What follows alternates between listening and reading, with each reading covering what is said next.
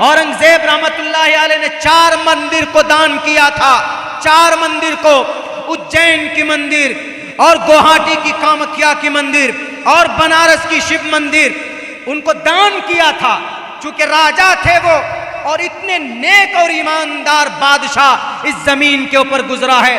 तकरीबन 50 साल तक औरंगजेब ने हुकूमत की है, लेकिन कभी भी उन्होंने अपने घर का खर्चा भी उन्होंने बैंक से नहीं लिया, सरकारी पैसों से खर्चा नहीं किया, बल्कि वो कुरान करीम लिखना जानते थे, कुरान करीम की किताबत करते थे। एक मुसव्वदा तैयार किया और फौरन उसको फरोख्त करते थे और उसी से जो भी रकम, जो भी उनको हदिया और नजराना मिलता था, उससे अपना घर चलाते थे। ये थे औरंगजेब रहमतुल्लाहि अलैह। तहज्जुद पढ़ते थे। और जिस औरंगजेब के ऊपर इल्जाम लगाते हो कि उन्होंने मंदिर तोड़ करके ज्ञानवापी मस्जिद, जामे मस्जिद बनाई है, अरे नहीं, उन्होंने तो बनारस के अंदर हिंदू बहनों की इज्जत को बचाया था। तारीख गवाह है, उठाकर देखो पर और पत्थर, हिस्ट्री की किताब पढ़ो कि वहां पर पुजारियों ने हिंदू बहनों की इज्जत लूटी थी। तब इन्होंने, औरंगजेब ने कहा था ढूंढ करके कि उन बच्चियों को लाओ। उन बच्चियों को लाया गया और कहा कि इनके रेप करने वाले कौन कौन हैं। देखा कि 2-3 पुजारी थे, तो सारे लोगों ने कहा कि मस्जिद को तोड़ो, ये मंदिर को ढा दो और पुजारी को भी फांसी दे दो। तो औरंगजेब ने ये कहा कि एक काम करो, इनको तो मत मारो और फिर इसी मंदिर को, ये अपवित्र अगर हो गई है तुम्हारे धर्म के हिसाब से, तो इस मंदिर को दूसरी जगह पर तुम लोग बना दो। ये औरंगजेब ने उस मंदिर को तोड़ने से बचाया, बल्कि उसको दूसरी जगह पर बसाया। ये औरंगजेब थे।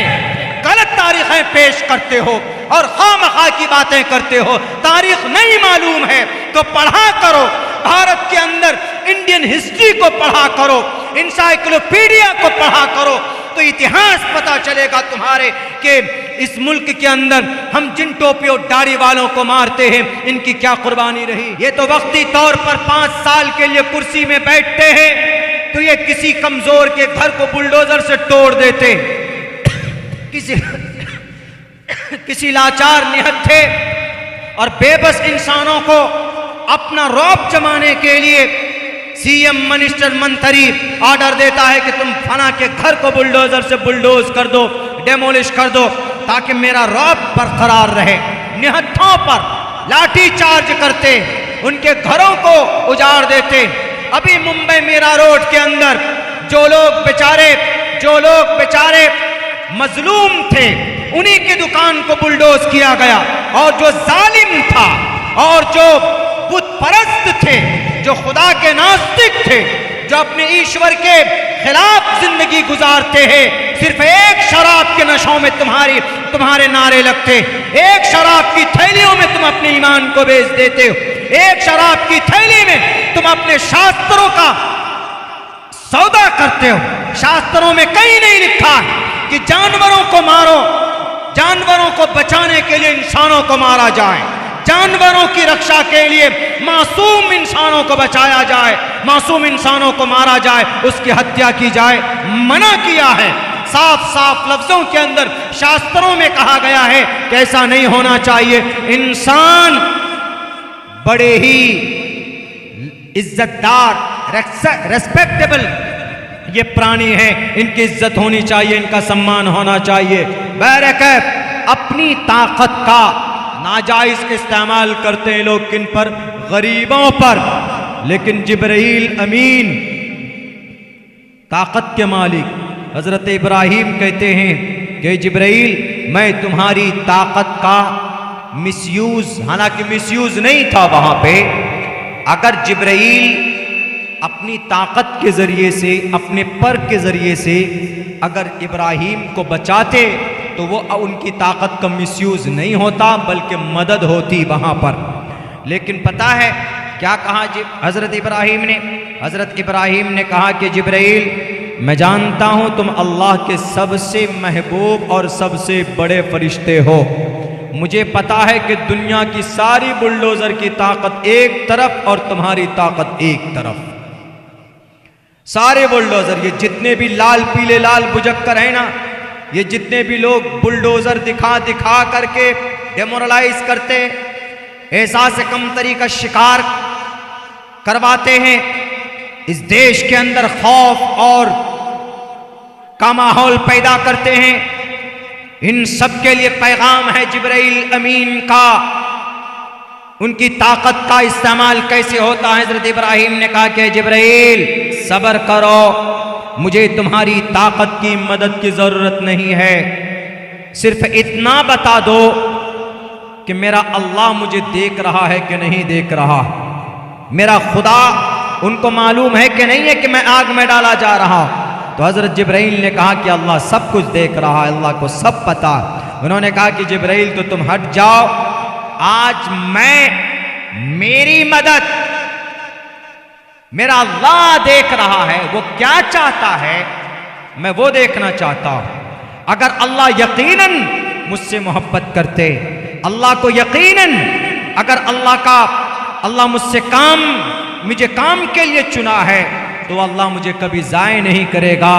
जाओ, मुझे तुम्हारी मदद की जरूरत नहीं।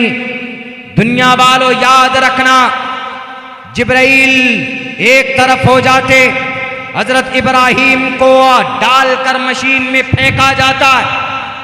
जब आग में गिरने वाले होते, वो अल्लाह जो आज भी बैठा हुआ है अर्श मुअल्ला पर, वो अल्लाह जो आज भी मौजूद है हर जगह पर, वो अल्लाह जो आज भी उतनी ही ताकत का मालिक है कि जब नमरूद के साम्राज्य को तबाह बर्बाद करना था तो वही अल्लाह अपनी शान के साथ था। फिरौन को तबाह बर्बाद करना था तो अपनी शान के साथ था, और कारून को गर्क करना था, कारून को जमीन में धंसाना था, तो उसी अल्लाह ने अपनी ताकत का इस्तेमाल किया है। आज अगर मस्जिद बैतुल मक़दिस अगर यहूदियों के कब्जे में है, अल्लाह की मदद नहीं आ रही है, तो अभी नेक अमल की जरूरत है। सिर्फ ईमान नहीं, ईमान बहुत है लेकिन अमल साले नहीं है। हमारी मस्जिद शहीद हो रही है तो अभी हमें नेक अमल की जरूरत है। हमारे मस्जिद हरमैन शरीफैन के तरफ अगर ललचाई हुई निगाह इन मगरिबों की है तो हमें नेक अमल की जरूरत है। सिर्फ मुसलमान 150 अरब होना जरूरी नहीं है, बल्कि मुसलमानों का नेक अमल होना, मुसलमानों का नेक आमिल होना, मुसलमानों का अपनी शरीयत के मुताबिक जिंदगी गुजारना ये जरूरी है। इसलिए कि जंगे उहद के मैदान में सिर्फ 313 थे, ईमान के साथ अमल भी था, तो हजरत 313 सहाबा लड़ रहे हैं, लेकिन जब देखा कि सहाबी लड़ रहे हैं, ईमान वाले लड़ रहे हैं, नेक अमाल वाले लड़ रहे हैं, तो अल्लाह तबारक व तआला ने जिब्राइल को भेजा कि जाओ जिब्राइल, मेरे 313 नेक सहाबी हैं, मेरे 313 अच्छे अमल वाले सहाबी हैं, सिर्फ मोमिन नहीं थे बल्कि एक एक अमल शरीयत के एक एक हुक्म पर अमल करते थे।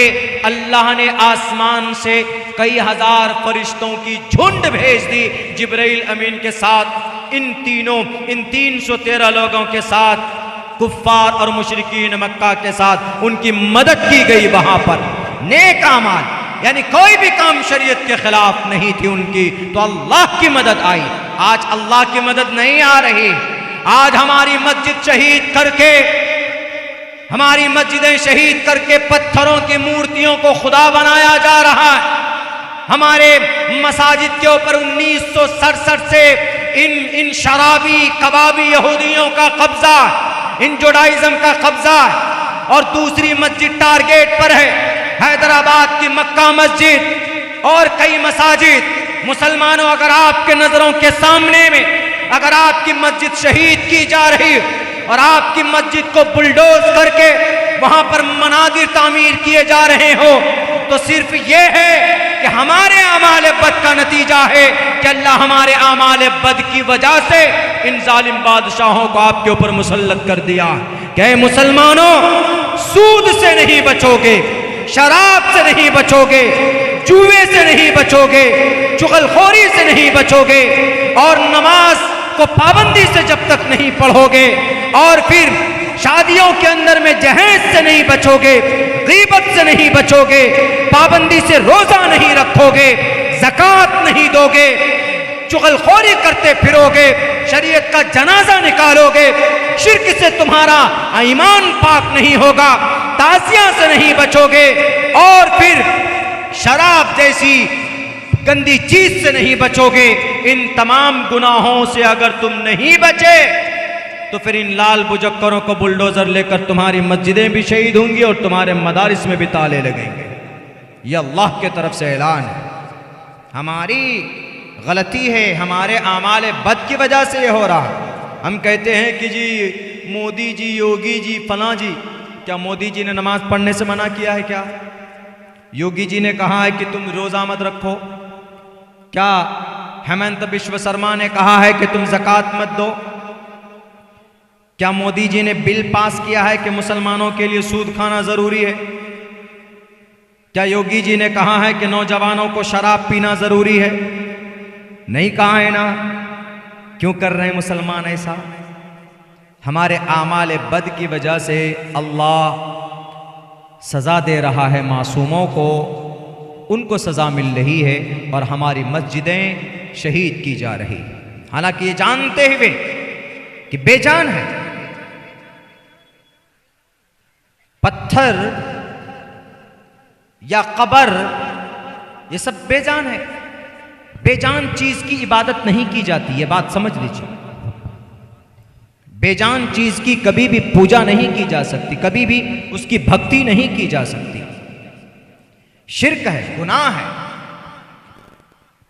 तो हजरत इब्राहीम अलैहिस्सलातु वस्सलाम ने कहा कि जिब्राइल जाओ, मुझे किसी की ताकत की जरूरत नहीं है, मैं तो सिर्फ अल्लाह पर भरोसा रखता हूं। जब डाले गए, डाले जा ही रहे थे, तो अल्लाह तबारक व तआला ने डायरेक्ट किसी फरिश्ते को नहीं कहा, जिब्राइल को नहीं कहा, मीकाईल को नहीं कहा, इज़राइल को नहीं कहा, किसी को नहीं कहा, डायरेक्ट आग से रब मुखातब होता है।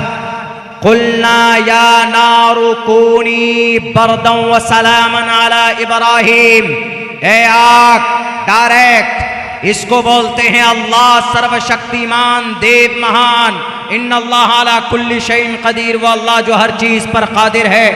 वो अल्लाह ने डायरेक्ट आग को ऑर्डर देता है और उस आग से कहता है कि तुम जर्रा बराबर मेरे खलील को तकलीफ नहीं पहुंचा सकते। इससे साफ पता चलता है जब कोई इंसान ईमान के साथ साथ नेक अमल करता है, जब कोई इंसान ईमान के साथ साथ आमाले सालिहा पर जोर डालता है, तो अल्लाह तबारक व ताला उसको हर परेशानी में, हर दिक्कत में, हर प्रॉब्लम में उसकी रक्षा करते, उसकी मदद करते। एक अल्लाह का नेक बंदा था, सफर में निकला, नमाज पढ़ रहा था, डाकू आया, आकर उसने कहा कि मैं तुम्हें जान से मार दूंगा। तो उन्होंने कहा कि मुझे जान से मत मारो, मेरे पास जो सामान है ले लो। तो उन्होंने कहा कि सामान तो लूंगा ही, लेकिन तुम्हारा मर्डर करके लूंगा। उन्होंने कहा ठीक है, मुझे मार देना, लेकिन 2 रकात नमाज पढ़ने की मुझे मोहलत दे दो। वजू कर तयम्मुम करके नमाज पढ़ने लगा। नमाज पढ़ते पढ़ते सूरह फातिहा पढ़ता है, अल्हम्दुलिल्लाहि रब्बिल आलमीन अर्रहमानिर रहीम मालिकी यौमिद्दीन इय्याका नअबुदु व इय्याका नस्तईन पढ़ता है, गैरिल मग़ज़ूबि अलैहिम वलज़्ज़ालीन तक। उसके बाद हाफिज भी नहीं था, वो आलिम भी नहीं था, नेक बंदा था, पाबंदी से नमाज पढ़ता था, शराब को हाथ नहीं लगाया कभी, और कभी किसी गैर महरम के तरफ निगाह उठाकर नहीं देखा, बल्कि नेक इंसान था, मोमिन था, नेक मोमिन था। तो उनकी जुबान से ऑटोमेटिक खुद ब खुद ही एक आयत शुरू हो गई, अम्मन युजीबुल मुस्तर्र इज़ा दअाहु व यक्शिफुस सू। ये आयत तिलावत करनी शुरू हो गई उनकी ज़ुबान से, उनकी ज़ुबान से ये आयत जारी हुई। नमाज मुकम्मल होने से पहले पहले एक फरिश्ता आता है और फिर वो उस डाकू को मारता है, उसका खात्मा करता है। ये शख्स 2 रकात नमाज पढ़कर उसको पूछता है कि हु आर यू, कौन हो तुम? वो कहता है कि मैं अम्मन युजीबुल मुस्तर्रा का गुलाम हूं, तुम जिसको पुकार रहे थे मैं उसका गुलाम, उसका खादिम हूं। उन्होंने मुझे तुम्हारी हिफाजत के लिए भेजा है। जो कोई अल्लाह का होता है अल्लाह उसका हो जाता है, मन कान लिल्लाहि कान अल्लाहु लहू। मेरे भाइयों, इस वक्त जितने भी हालात हैं हम मुसलमानों पर, पता है हमारी बदआमाली का नतीजा है। ज़हरल फसाद फिल बर्रि वल बहरि बिमा कसबत ऐदिन नास। हमारे बुरे करतूत की वजह से फसादात होते हैं। हमसे बेहतर अल्लाह, हमसे बेहतर शरीयत है दुनिया में? कहीं नहीं है। हमारे अकीदे से बेहतर कोई अकीदा है? हिंदू धर्म में 33 करोड़ देवी देवता, 3 बड़े खुदा, उनके विष्णु ब्रह्मा शिव। मैंने पढ़ा था नबी, ओम नमः पढ़ा था, ओम नमो भगवते वासुदेवाय विश्वेश्वरा आदि पुरुष अपरंपार अल्लेख पुरुष्या नमः। ओम, ये 3 खुदा है, विष्णु ब्रह्मा महेश, विष्णु ब्रह्मा शिव, 3 बड़े खुदा हिंदुओं में। क्रिश्चियन में जाइए, क्रिश्चियन में मैरी अलग है, मरियम अलैहिस्सलाम, वो अलग खुदा मानते। ईसा को अल्लाह का बेटा और मरियम को अल्लाह की बीवी तस्लीस के कायल हैं, वो 3 खुदा मानते हैं। यहूदी में चले जाएं, वो एक खुदा को मानते हैं, लेकिन उसके साथ साथ खुदा का बेटा भी मानते हैं, हजरत उज़ैर को। और चले जाएं आप गौतम बुद्ध सिद्धार्थ, बुद्धिस्ट में, बुद्धिस्ट गौतम बुद्ध सिद्धार्थ को अपना खुदा मानते। कौन गौतम बुद्ध सिद्धार्थ? जो 2700 साल पहले हमारे मुल्क हिंदुस्तान में एक बादशाह का बेटा था। तो कोई इंसान खुदा नहीं हो सकता। गौतम बुद्ध सिद्धार्थ जब इंसान था तो खुदा कैसे हो गया? तो उनको बना दिया गया। उसके बाद 2600 साल पहले महावीर जैन स्वामी, वर्धमान महावीर जैन स्वामी, जैन धर्म के बानी और फाउंडर, वो भी एक मनुष्य थे, इंसान थे। जैनियों ने उनको अपना खुदा मान लिया। ये भी गलत। इंसान कभी खुदा नहीं हो सकता। मनुष्य कभी ईश्वर के दर्जे को नहीं जा सकता, उनके मकाम को नहीं पा सकता। और चले जाएं आप आवास्था, दसातीर, शनटू और बहुत सारे कौम और धर्म के लोग हैं। मजूसी जो आग को अपना खुदा मानते हैं। बहुत से लोग वो होते हैं जो पेड़ को अपना खुदा मानते हैं। बहुत से लोग वो होते हैं जो सूरज को अपना देवी देवता मानते हैं। अलग अलग तरह के खुदा है। लेकिन मेरे भाइयों, मुसलमान, इस्लाम का जो अकीदा है, इस्लाम का एक ही अकीदा है पूरी दुनिया के मुसलमानों का। इस्लाम का एक ही अकीदा है, कॉन्सेप्ट है, about to the God, about to Allah almighty, Allah के बारे में। वो कौन सा अकीदा है? वो अकीदा है ला इलाहा इल्लल्लाह मुहम्मदुर रसूलुल्लाह, कि अल्लाह के सिवा कोई माबूद नहीं है और मोहम्मद अल्लाह के रसूल है, आखिरी रसूल है, और माबूद कोई नहीं हो सकता। पूरी दुनिया के अंदर 150 अरब मुसलमान, 150 करोड़ यानी 150 करोड़ मुसलमान पूरी दुनिया में। पूरी दुनिया के अंदर एक ही कुरान पढ़ा जाता है। पूरी दुनिया के मुसलमानों पर 5 ही वक्त की नमाज फर्ज है। पूरी दुनिया के मुसलमानों पर ज़कात के निसाब की एक ही शराइत है। पूरी दुनिया के मुसलमानों पर 30 दिन के रोज़े फ़र्ज है। ऐसा नहीं कि बांग्लादेश के मुसलमान पर 15 दिन का रोज़ा फ़र्ज है, इंडिया के मुसलमान पर 30 दिन का रोज़ा फ़र्ज है, अरब के मुसलमानों पर 24 दिन का रोज़ा फ़र्ज है। ऐसा नहीं है। पूरी दुनिया में इन इंटायर वर्ल्ड कहीं पर भी चले जाएंगे, खुदा एक, आखिरी नबी एक, जनाबे मोहम्मद रसूलुल्लाह, कुरान के पारे 30 और नमाज के औकात 5 और ज़कात फर्ज अरकान इस्लाम, और अरकान इस्लाम में हज है और फिर नमाज है।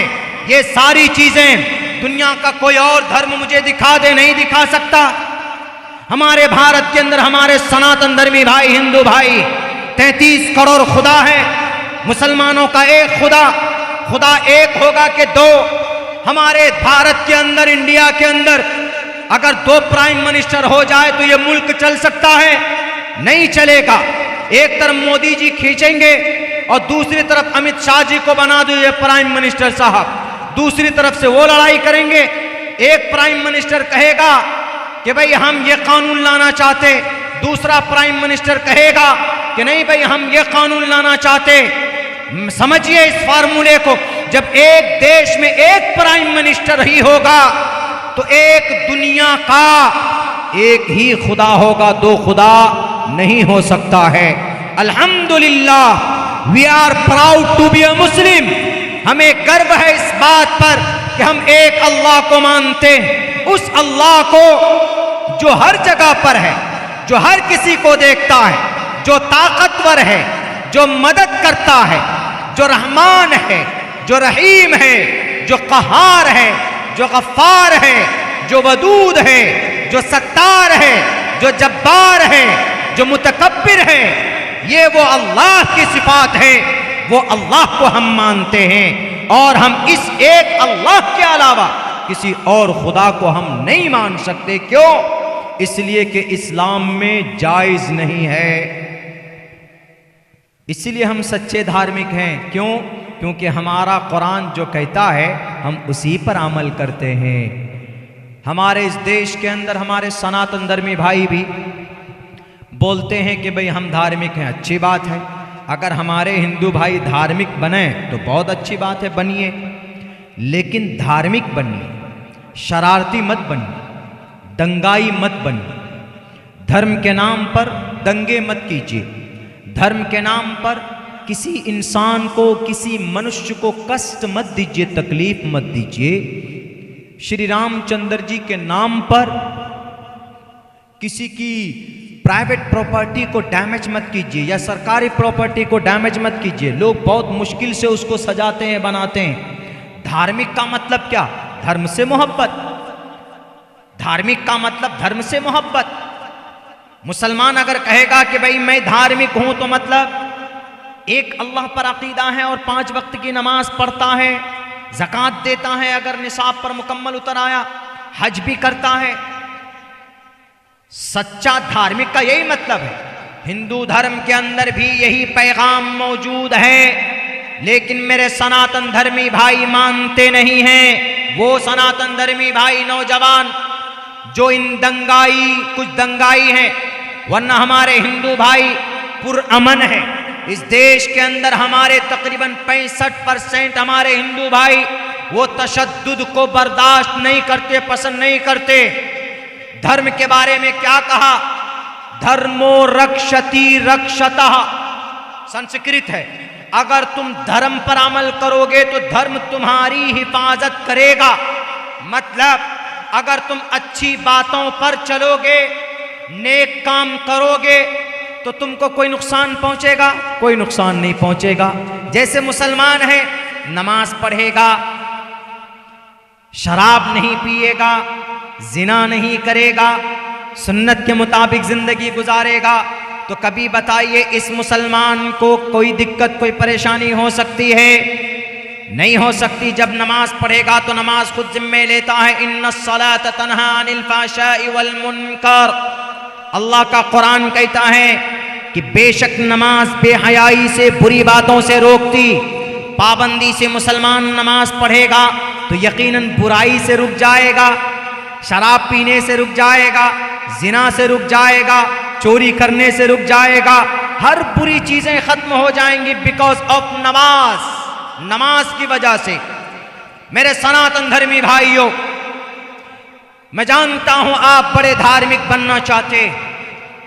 प्रश्नोत्तरी का एक मंत्र है जिसमें कहा गया के हेत्वो ब्रह्म गतिस्तांति सत्संगतिर्दान विचारतोषः।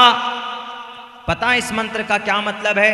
इस मंत्र का मतलब है कि अगर तुम धार्मिक बनना चाहते हो, अगर तुम ईश्वर के भक्त बनना चाहते हो, तो जय जय श्री राम के नारे मत लगाओ, बल्कि ईश्वर के अच्छे नामों का वर्णन करो। के हेत्वो ब्रह्म गतिस्तांति सत्संगतिर्दान विचारतोषः। लोगों को बुला लो, जमा कर लो और उनकी अच्छी सिफात का चर्चा करो। के हेतु ब्रह्म गतिस्तांति सत्संगतिर्दान प्रश्नोत्तरी का मंत्र है, यह श्लोक है। कहीं पर भी ये नहीं कहा है।